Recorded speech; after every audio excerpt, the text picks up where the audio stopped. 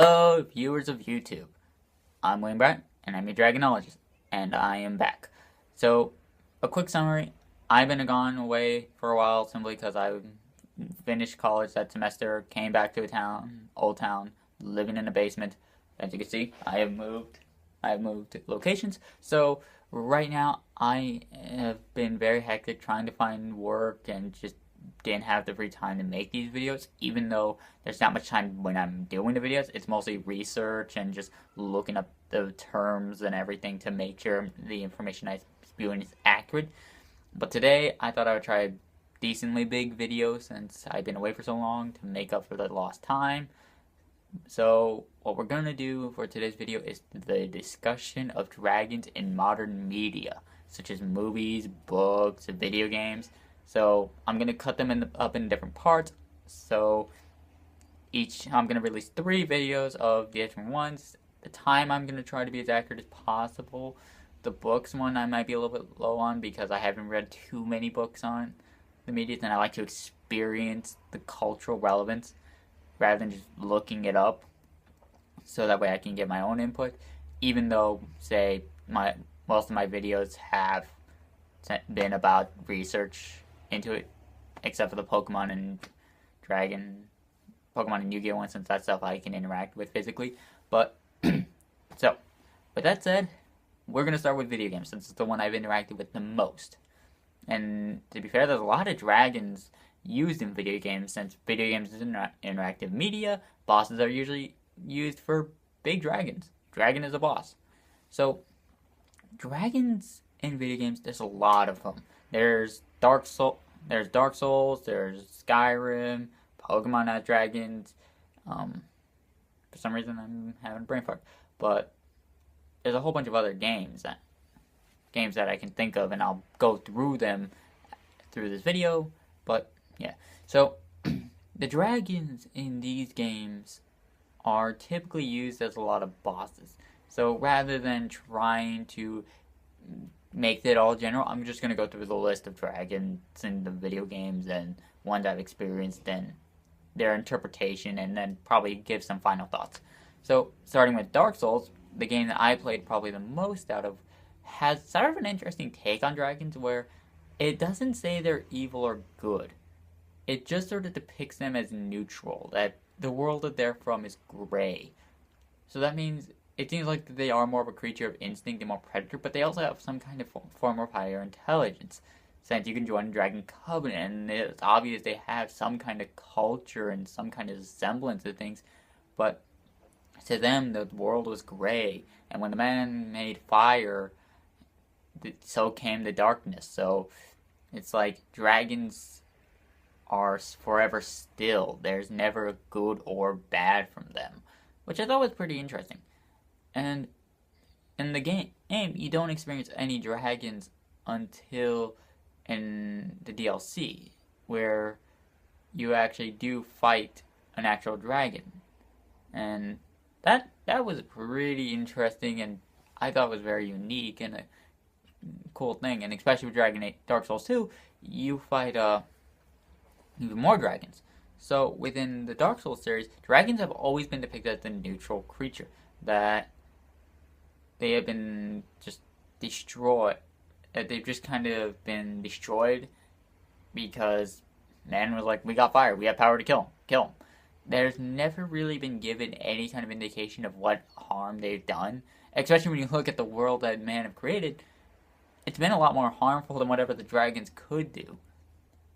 So, Dark Souls kind of, I thought, would have an interesting concept on dragons. And not only that, rather than having scales, like regular scales, their skin is made out of stone. So that I've always found a bit interesting. So it kind of made it seem like they're more animatronic. And there's even the Scaleless, who had no scales and no stone, but there's obviously something underneath. So that was really trippy. And his body, which is really weird, like he had like half deformed legs, like tentacles, and the Scaleless was a really weird dragon design, and I absolutely loved it. I've never seen anything like that. And it's like, well, does he fit in the criteria of being a dragon? Well, sort of. I mean, the criteria of dragon is very fickle. For me, for example, the most use of a Western dragon I depict is something with a dragon. If it's part of a dragon's kin, then it has to have like 6 limbs or more in Western terminology. Eastern terminology, there's a whole bunch of things of what's depicting their limbs. So that I'm like, that's the culture that's depicted. They're more serpent-like, so it's Western culture. And when you look at his tentacles, he clearly has more than 6 limbs, so he can fly. He uses crystals as his beam, which I thought was really kind of crazy. So, very crazy stuff they done with the art design and a lot of intrigue with dragons. I think that it's by far probably the most creative of dragons, while also still kind of depicting them as the way they normally are. So the next game we're going to be talking about is Skyrim. Another very popular, came out the same year as Dark Souls, but this one has a bit more controversy to its dragon designs. So, like I said, for a lot of people like me, for example, for me, I think of a dragon is something with 6 limbs or more. Has 2 front and 2 back legs. Or they could be using the legs to stand and have arms. But in terms, it's just, for the most part, if it has 6 limbs, that's kind of when I view it as a dragon. And when you look at the dragons in Skyrim, they look more like wyverns. Now, most people view wyverns as something with 2 legs and wings. It has 2 legs, 1 wings, and that's it. And people kind of argue where, oh, the hands are part of the wings. Well, that's a more currently popularized version of wyverns, where it has wings. It's very bat-like anatomy. The hands are part of the wings like bats, and they're very more skeletal structure. The skeletal structure is very more skinnier. They're more focused on their wing weight, because again, they're much smaller and they fly around more. So that's kind of my thought. But yeah, the controversy behind them is so damn heavy. Like, the biggest debate I've seen is people just said, if they're part of dragon kin, does that make them a dragon?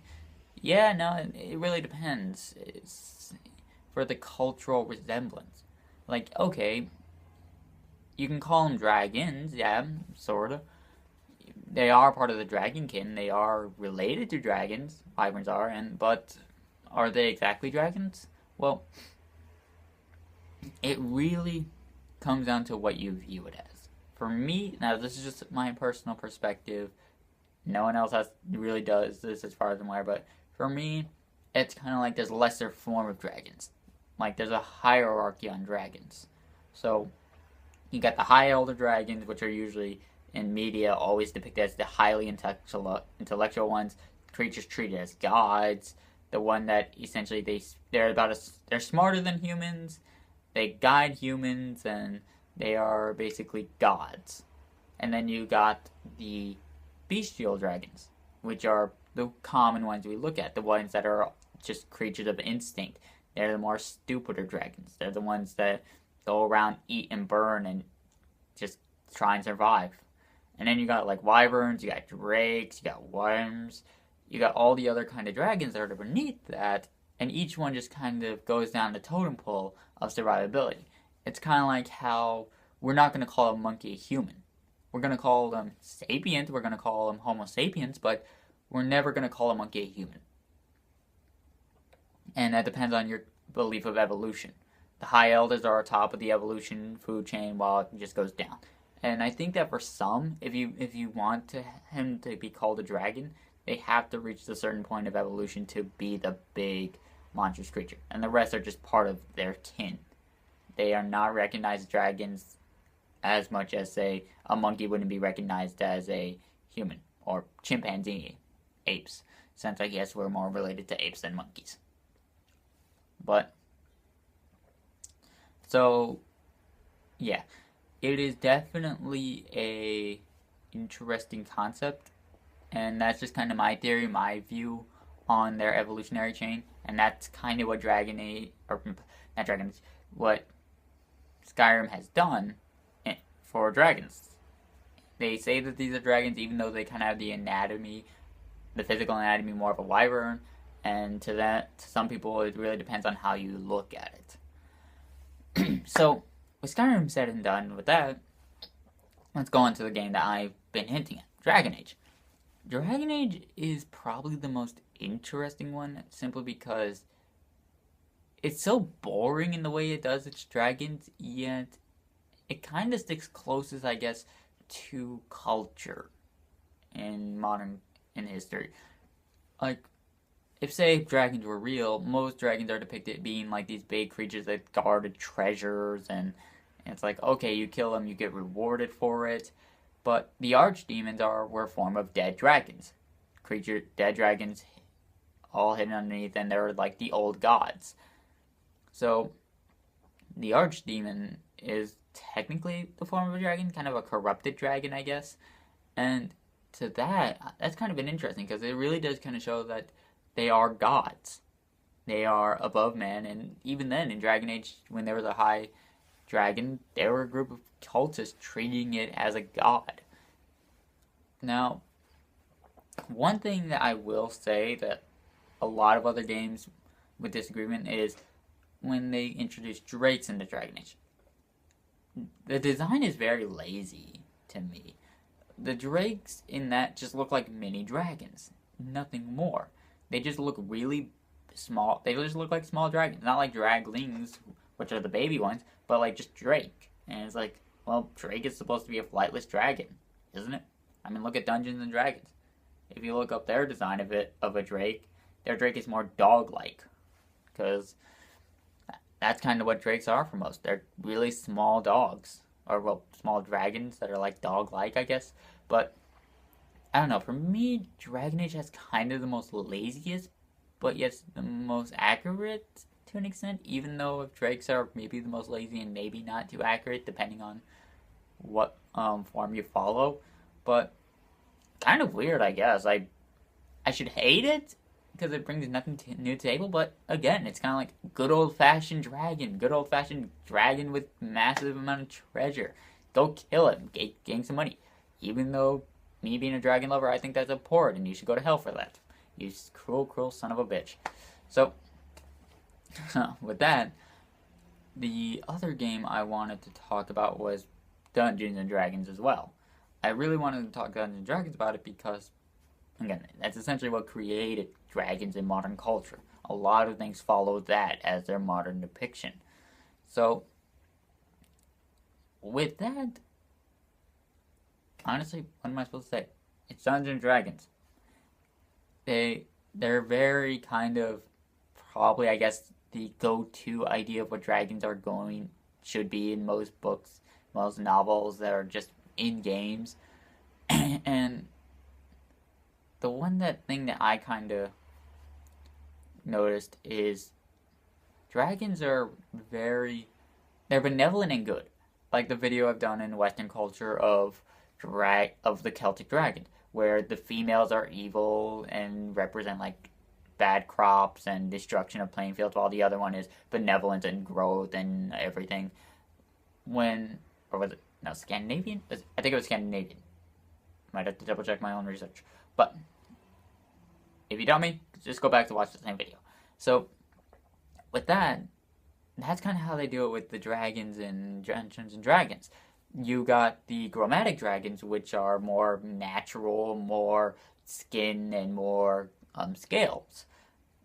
And for them, they're all evil. They're either lawful evil or chaotic evil. While the other ones, can't really think of the top of what their name is exactly, but they're usually lawful good or chaotic good. They are good creatures. They are benevolent, while the other one is demonic. So with that, it's kind of more it does have probably a much more regular impact on culture, but again, I would have to say it is sort of boring, because unlike how, for example, Dark Souls did a new spin on dragons, but still kept their same idea, these ones are the Dragon Age, or Dungeons and Dragons is the basis of it. A lot of cultures, a lot of media follows the Dungeon and Dragon style of what dragons are. That is